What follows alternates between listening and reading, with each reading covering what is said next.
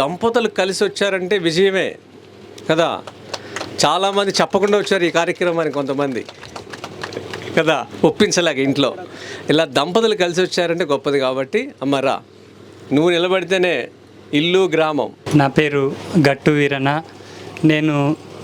నాకు ఒక 10 ఎకరాల వ్యవసాయ భూమి ఉంది.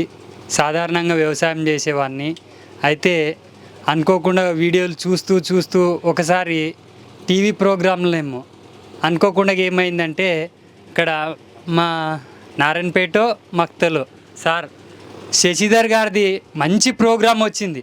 చూస్తూ దాదాపు ఒక 50 మందికో 100 మందికో 45 రోజులు ఏకదాటిగా ఈ ప్రకృతి వ్యవసాయంతో పండించినటువంటి బియ్యము, కూరగాయలు దాదాపుగా రోజుకొక పెళ్లి చేసినంత 45 రోజులు ఏకదాటిగా పెట్టడం వల్ల వాళ్ళకు ఉన్నటువంటి బీపీలు, షుగర్లు, ఇంకా దాదాపు మనం వేసుకునేటటువంటి రోజువారీగా ఇప్పుడు ఏమవుతుందంటే, సాధారణంగా మనం అన్నం ఎట్లయితే తింటున్నామో రోజు బీపీ ట్యాబ్లెట్, ఇంకో షుగర్ ట్యాబ్లెట్, ఇవన్నీ వేసుకునే వాళ్ళనే సెలెక్షన్ చేసి బాగా ఆ ఊరిలో భోజనం పెట్టడం వల్ల మొత్తం వాళ్ళంతా ఒకసారి ఆ వీడియో ఈటీవీ లైవ్లో నేను చూస్తే అది చాలా వండర్ అనిపించింది.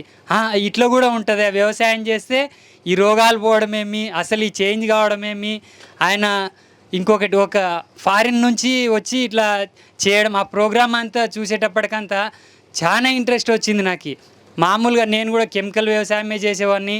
దాదాపుగా ఈ 10 ఎకరాల వ్యవసాయంలో నేను 20 సంవత్సరాల నుంచి చేస్తున్నా. కానీ చేసిన ప్రతి సంవత్సరం నాకు ఎక్కడ లాభం అయితే లేదు, కానీ వ్యవసాయం అయితే వదిలిపెట్టే స్థితి లేదు. ఇవన్నీ చూస్తూ సరే చేస్తూనే ఉన్నాము. ఇప్పటికీ నాకు మంచి ఇన్స్పిరేషన్ అంటే అదొక ప్రోగ్రామే, నాకు ఈ ప్రకృతి వ్యవసాయం చేయాలని చెప్పేసి. అప్పుడు ఎప్పుడైతే ఇంతమందికి భోజనం పెట్టి ఒక ఫారినరు ఇక్కడ నుంచి పోయి ఫారిన్లో ఉండి మళ్ళీ సెటిల్ అయ్యి ఇక్కడ నా వాళ్ళ కోసం చేయాలనే మంచి ఆలోచన చూసి ఆ ఊరిలో చేసినటువంటి ఆ ప్రోగ్రాం ఒక్కసారి మైండ్ అంతా కదిలించింది.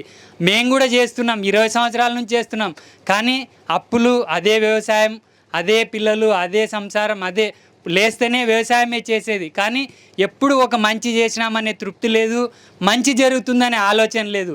ఎప్పుడైతే ఆ ప్రోగ్రాం చూసినామో ఈ కెమికల్ వ్యవసాయం అనేది మొత్తం బంద్ చేయాలని అప్పుడే ఆలోచన వచ్చేసింది నాకు.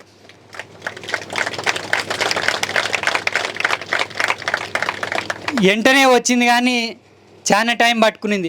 నెక్స్ట్ మళ్ళీ నవంబర్లో ఇప్పుడు చెప్పినారు కదా, ఈ అచితారెడ్డి వాళ్ళది ప్రోగ్రామ్ ఉందని చెప్పేసి సార్ అనౌన్స్మెంట్ ఇస్తే యూట్యూబ్ వీడియోలలో చూసి అక్కడికి రావడం జరిగింది. అయితే అక్కడికి వచ్చిన వెంటనే ఇంకా మొదలు పెట్టేసినాం వ్యవసాయం. మొత్తం ఒక 900 మామిడి మొక్కలు తెప్పించిన, ఒక 2000 జామ మొక్కలు తెప్పించిన, ఒక 50 సపోటా చెట్లు తెప్పించినాము. నెక్స్ట్ ఒక 200 మన సీతాఫలం తెప్పించినాం, ఒక 200 నిమ్మ చెట్లు తెప్పించినాం. ఉన్నదంతా ఈ పండ్లు ఇదే మొత్తం ఈ హార్టికల్చర్ పెట్టాలని నిర్ణయించేసి నెక్స్ట్ అవన్నీ పెడుతూ ఆకుకూరలు కూడా మా ఇంటి వరకు అని స్టార్ట్ చేసినాము. అయితే ఈ ఆకుకూరలు కూడా పండించడం జరిగింది. ఈ విధంగా జస్ట్ ఈ సార్ వీడియోసు, నెక్స్ట్ ఆ సార్ చేసినటువంటి ఆ ప్రోగ్రాము నన్ను ఈ ప్రకృతి వ్యవసాయం వైపు మళ్ళించాలని చాలా వెంటనే ఇన్స్పైర్ అవ్వడం జరిగింది. మామిడి ఉంది సార్ నాది, ఒక 200 మామిడి మొక్కలు ఉన్నాయి. అయితే ఇది బంగినపల్లి బేనిసన్. ఈసారి వాతావరణం కలిసి రాలే, చేసిన న్యాచురల్గా. అయితే బంగినపల్లి పోయింది కానీ దశీరి ఉంది. నాకు తెలిసిన లోకల్లోనే పోతుంది. నాకు 140 నుంచి 120కి ఎప్పుడు తక్కువ అమ్మలేదు. తెలిసిన వాళ్ళు ఒకసారి నా పండు తిన్నారంటే వెంటనే స్పాట్లో మళ్ళీ ఎన్ని కేజీలు ఉన్నాయి చెప్పండి తెచ్చియండి అని అంటారు. నెక్స్ట్ ఆకుకూరలు కూడా అంతే. నేను చేసేది వ్యవసాయం అయినా నా తృప్తి ఏమంటే ఒక 8 మంది ఆర్ఎంపీ డాక్టర్లు తీసుకుంటారు నా యొక్క ఆకుకూరలు. మనం అందరం రోగం వస్తే డాక్టర్ దగ్గరికి వెళ్ళాలి, కానీ నా దగ్గరికి డాక్టర్లు వచ్చే పరిస్థితి అయింది. దీనికి కారణం ఏమంటే నేను చూసినటువంటి ఆ ప్రోగ్రాము, గురుగారు చేస్తున్నటువంటి ఈ ప్రోగ్రాంలు నా యొక్క ఇన్స్పిరేషన్ అక్కడ మళ్ళడము. అయితే ఎంత చేసినా నాకు 20 సంవత్సరాలు ఒకరోజు కూడా తృప్తి లేదు. కానీ నా ఆకుకూరలు సరే తీసుకున్న వాళ్ళు తీసుకుంటారు, తీసుకున్న వాళ్ళకి ముఖం మీదనే చెప్పేస్తాను, నేను 10 రూపాయలు కట్ అయితే ఇస్తా, లేకపోతే లేదు.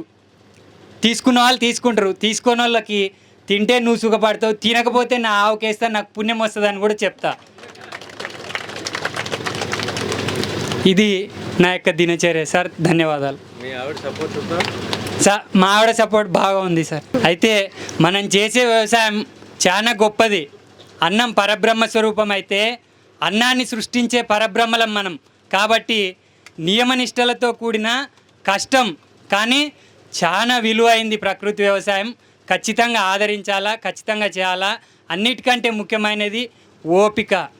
ఓపిక ఉంటేనే ప్రకృతి వ్యవసాయం. నాకు ఈ దినచర్యలో తెలిసింది, నిజంగా తెలుసుకోబోతుంది కూడా ఏంటంటే బాగా ఓపిక పట్టడం. ఈ ఓపిక పడితే ఖచ్చితంగా విజయం మనదే. 8008-678-544. చాలా ధన్యవాదం వీరన్న. ఇలాంటి వాళ్ళు కావాలా లేదా మనకి? చక్కగా మాట్లాడాడు వీరన్న. మరిన్ని అప్డేట్స్ కోసం బ్యాక్ టు రూట్స్ యూట్యూబ్ ఛానల్ని సబ్స్క్రైబ్ చేసుకోండి.